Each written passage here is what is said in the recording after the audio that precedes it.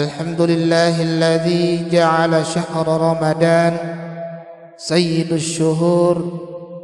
والصلاة والسلام على أشرف الأنبياء والمرسلين سيدنا محمد وعلى آله وصحبه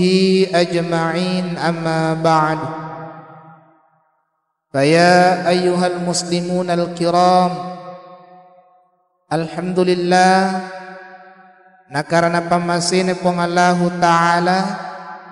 narirabi ye ulam malabi ya naritu ular ramalang ulan nonroyi ria perluang puasai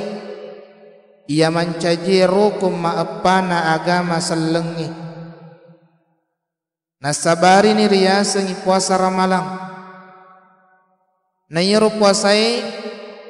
tania parenta pole ri nabi naya ka parenta langsung pole ri pong Allah Ta'ala pada Tuhan kai tarwadan pong Allah Ta'ala rianna surah Al-Baqarah ayat 123. Ya ayyuhalladzina amanu sininna tumatap kutiba alaikumus siyam puraya perluangi riko tu menang puasai kama kutiba alal ladzina min qablikum pada tohara perluan dari umma engkai riolomu tu menang la'allakum tattaqun sariqam mangi mu pada mitauri pong Allah Ta'ala. Umma salam malabi engkai hadir yaro puasai si dipakasiwiang realan nagamata ya nari turitahan ni alai poli risiagai egana emat dusa kangi puasai mapamula mompona pajarangi gangkana elabuna asoy bego angkana asoy tarima puasa nasi boinia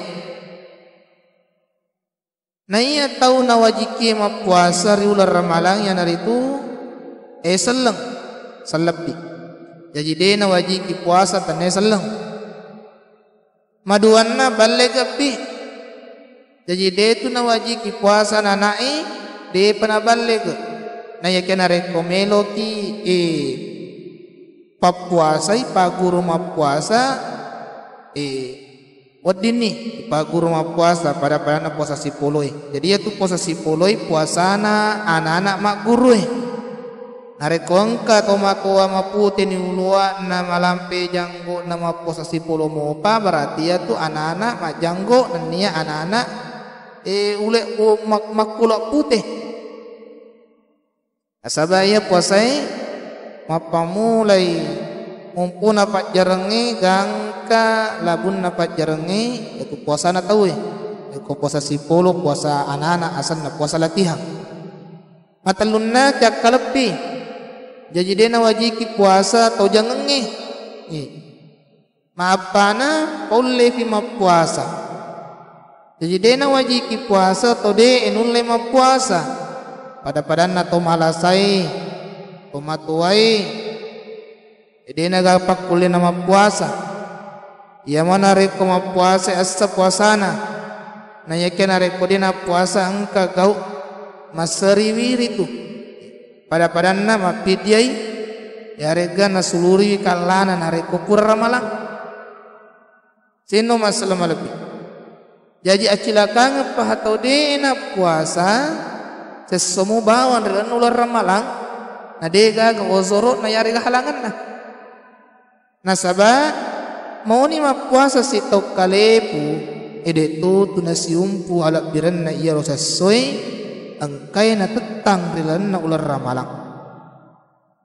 untuk pasti nareko sulat kalepu dia na puasa pada toha nasang Nabi Muhammad sallallahu alaihi wasallam nigi dia na puasa sesuriran ular ramalang na dega ka ozor kanna ya rega dega ga halangan na de to na malasa